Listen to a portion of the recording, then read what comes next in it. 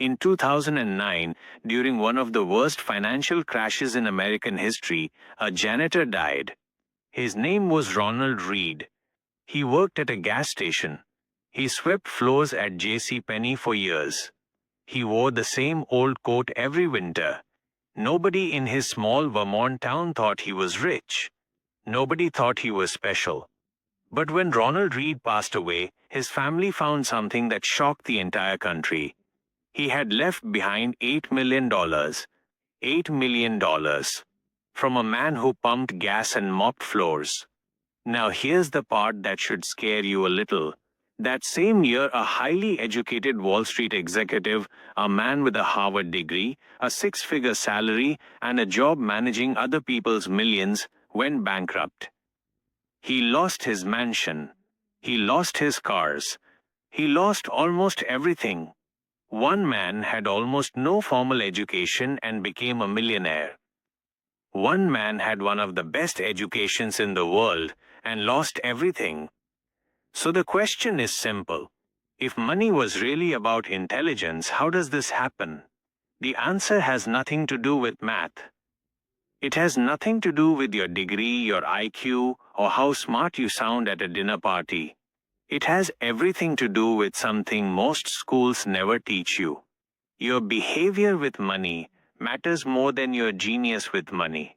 And in the next few minutes, we are going to break down the real psychology behind wealth, poverty, freedom, and financial disaster, using the ideas from one of the most talked about finance books of the last decade, The Psychology of Money, by Morgan Housel.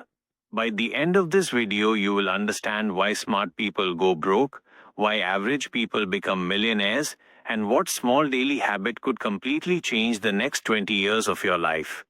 Let's get into it. Part 1. Money is not math. Money is emotion. Here's something most people never realize. You did not learn how to handle money in a classroom. You learned it by watching your parents panic during a layoff. You learned it by watching your family celebrate a bonus. You learned it from the fear in someone's voice when a bill arrived. Money decisions are not spreadsheet decisions. They are emotional decisions that we later try to justify with logic. Think about it this way. If you grew up in a house where your parents lost their jobs during a recession, you probably see money as something scary and unstable, even today. But if you grew up in a wealthy home where money always showed up easily, you probably see risk completely differently. Neither person is wrong.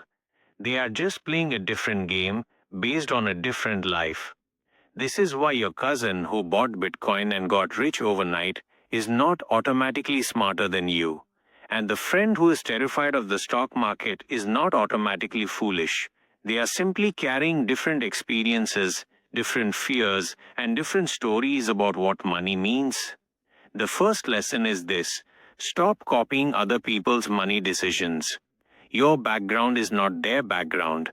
Your risk is not their risk. Your timeline is not their timeline. Practical action. Before you make any big money decision this month, ask yourself one question. Am I doing this because it's right for me or because I saw someone else doing it? Part 2. Rich versus wealthy. The lie everyone falls for. Here's a truth that might feel uncomfortable. The person driving the brand new luxury SUV is not always rich.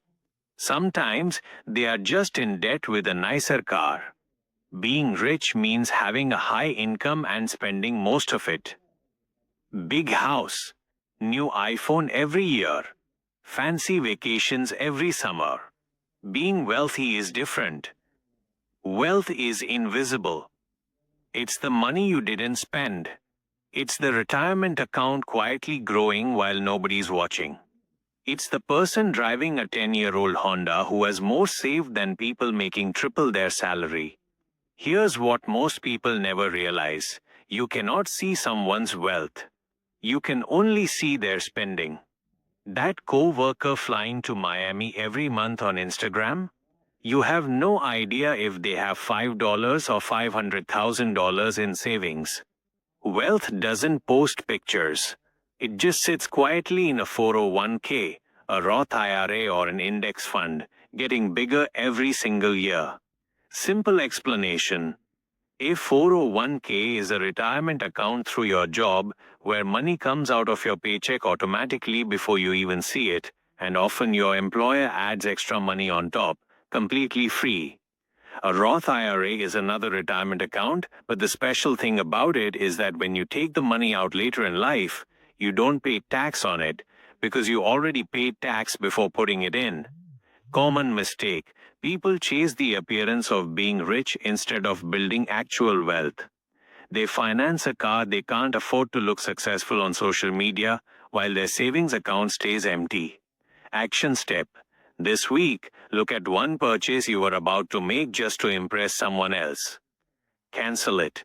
Move that same money into a savings or investment account instead.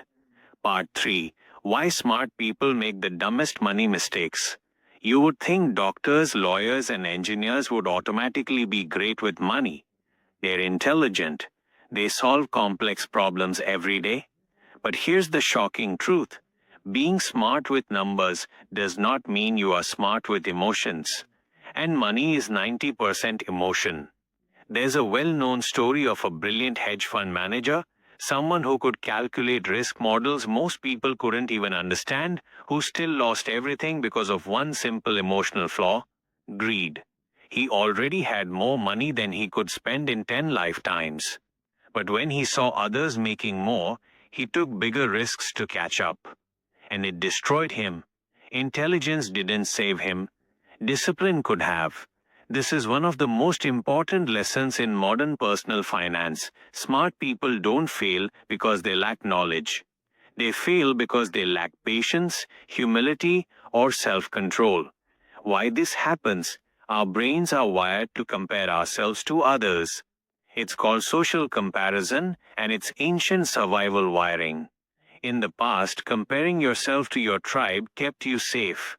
Today, that same wiring makes you compare your bank account to your neighbor's car, and it destroys your peace of mind. Action step. Unfollow accounts that constantly show off spending. Follow accounts that show real financial progress instead: savings milestones, debt payoff journeys, real stories. Part 4. Patience. The most boring superpower. Here's something that will completely change how you see millionaires. Warren Buffett, one of the richest investors in history, earned almost all of his fortune after the age of 60. Read that again. It wasn't some secret formula. It wasn't some genius stock pick nobody else knew about. It was simply this: he started investing as a teenager and never stopped for over 70 years. The next lesson completely changed how millionaires think. Time in the market beats timing the market. Imagine two friends. One starts investing $300 a month into an S&P 500 index fund at age 25. The other waits until 35 to start, but invests $500 a month to catch up. Even though the second friend puts in more money every month, the first friend will likely end up with more, simply because their money had 10 extra years to grow. Simple explanation. An S&P 500 index fund is a type of investment that automatically puts your money into the 500 biggest companies in America, like Apple, Microsoft, and Amazon, all at once. Instead of betting on one company, you're betting on the entire American economy growing over time. This growth over time has a name: compound interest. It means your money earns money, and then that new money earns even more money. It starts slow. Then it becomes unstoppable. Common mistake: waiting for the perfect time to start investing. There is no perfect time. The perfect time was years ago. The next best time is today. Action step. If your job offers a 401k match, that is free money. Contribute at least enough to get that full match. If you don't, you are literally leaving money on the table every single paycheck. Part 5. The hidden danger: lifestyle inflation. One small habit can quietly destroy your financial future, and almost nobody talks about it. It's called lifestyle inflation. Here's how it works. You get a raise at your job. You feel proud. You deserve a treat, right? So you upgrade your apartment. You buy a nicer car. You start ordering food delivery every night instead of cooking. Slowly your expenses rise exactly as fast as your income. 5 years later, you're earning double what you used to earn, but you have the same $0 in savings. This is one of the sneakiest wealth killers in America today. It doesn't feel dangerous. It feels like a reward. But it quietly keeps you trapped in the same financial position, no matter how much you earn. Why this happens? Humans compare their current lifestyle to their past lifestyle, not to their actual bank account. So the moment life gets a little better, we assume we can spend a little more forever. How to fix it?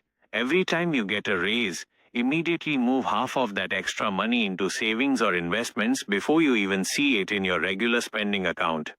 Let your lifestyle grow slower than your income. Action step. If you got a raise this year, check right now. Did your savings grow with it, or did your spending just quietly grow instead?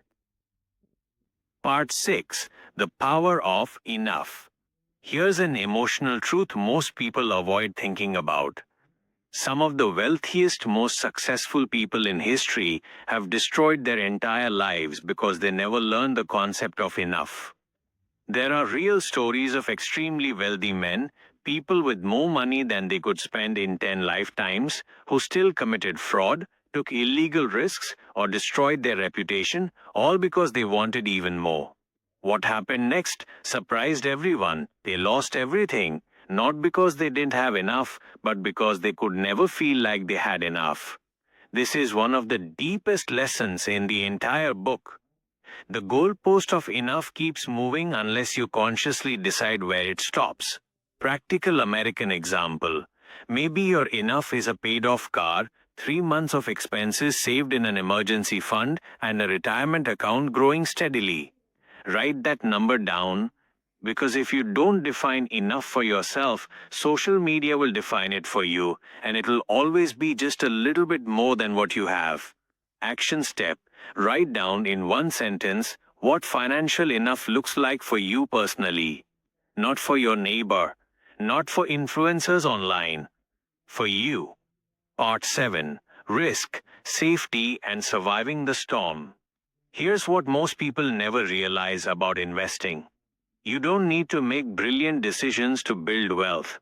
You just need to avoid making a few terrible ones. During the 2008 housing crisis, thousands of Americans took out mortgages with no down payment, buying homes they could barely afford, believing prices would rise forever. When the market crashed, they lost their homes, their savings, and years of financial progress. The lesson here is called margin of safety. It means always leaving room for things to go wrong, because eventually they will. Simple explanation. Margin of safety means not spending every dollar you earn, not borrowing the maximum amount a bank allows you to borrow, and always keeping a financial cushion, just in case life throws something unexpected at you. A medical bill, a job loss, a broken car. This is also why an emergency fund matters so much. An emergency fund is simply 3 to 6 months of your normal expenses, sitting safely in a savings account, untouched, just waiting for the day life gets hard. Common mistake, relying only on credit cards as a safety net. Credit cards feel like a solution in an emergency, but they come with high interest, meaning the debt actually grows every month you don't pay it off completely. Action step. If you don't have an emergency fund yet, open a separate savings account this week and set up an automatic transfer, even if it's just $20 a paycheck. Small, consistent steps build real safety over time. Part 8. Delayed Gratification, the Quiet Superpower. Here's a story that shows the real difference between financial freedom and financial struggle. Two people earn the exact same salary. One buys the newest phone every year, eats out 5 times a week, and finances a brand new car. The other keeps their phone for 4 years, cooks most meals at home, and drives a reliable used car. 10 years later, one of them is still living paycheck to paycheck. The other has a fully funded retirement account, no debt, and options, real freedom to change jobs, take a break, or start a business if they choose. Same income, completely different lives. This is called delayed gratification, choosing a smaller reward now so you can have a much bigger reward later. Why this matters?